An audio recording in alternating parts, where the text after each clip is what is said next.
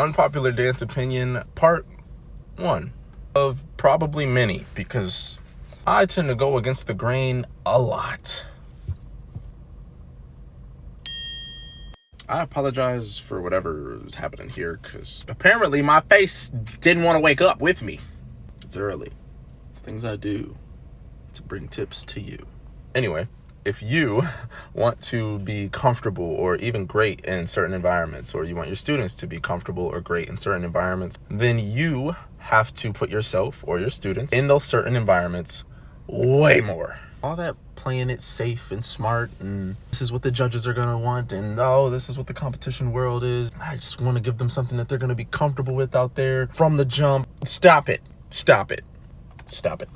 That's not going to work if that's all you do all the time. Okay, hear me out. Let's make an example. If you want your dancers to get stronger in terms of, let's say, technique, and at a decent pace, it's more than likely not going to happen in your 45-minute, 1 hour, 1.5 hour class once a week. Also, if you're doing 45-minute classes,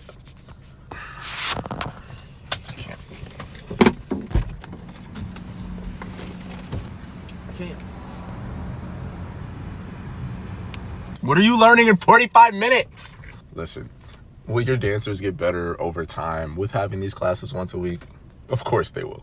Yes, even the 45-minute classes. I'm just being a hater, y'all. But if you're trying to get better results, better production, better dancers, better pizza, Papa John's. Sorry, I gotta eat somehow. Well, if you're trying to get those better things at a better pace, then you, 1, have to throw yourself or your students in that environment. 2, you have to throw yourself or your students in that environment more. You can't always play it safe, you guys. And since it's Black History Month, let me just remind you of a few people who did not play it safe. Martin Luther King could have played it safe. Beyonce could have played it safe. Malcolm X could have played it safe. Kendrick Lamar could have played it safe. Harriet Tubman could have played it safe. Rosa Parks could have played it safe. Muhammad Ali could have played it safe. There are a lot of people who could have played it safe. But those people who played it safe, you don't know about.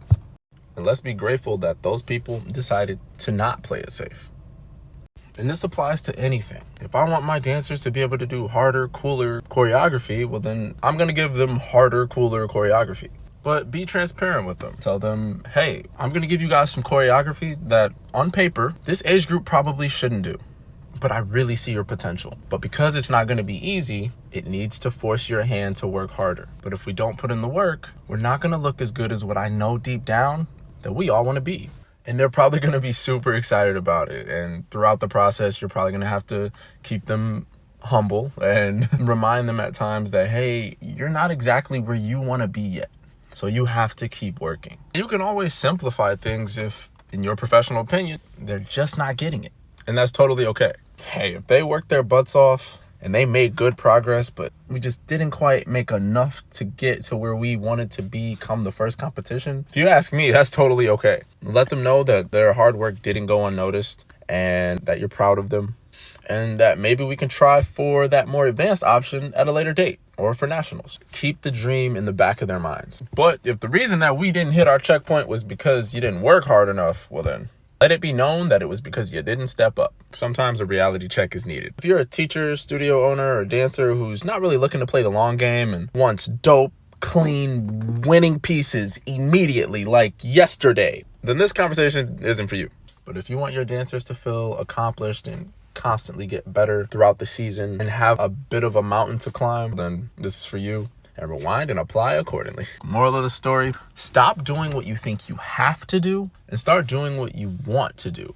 And you might come to find out that it's what you needed to do the whole time. If you want to be comfortable with the wolves, or even one of the strongest in the pack, then you got to throw yourselves to the wolves more often. Then eventually you'll find yourself running with the wolves instead of running from them. And if you want to, eventually you might find yourself leading them instead of trying to keep up with them. But hey, I don't make the rules.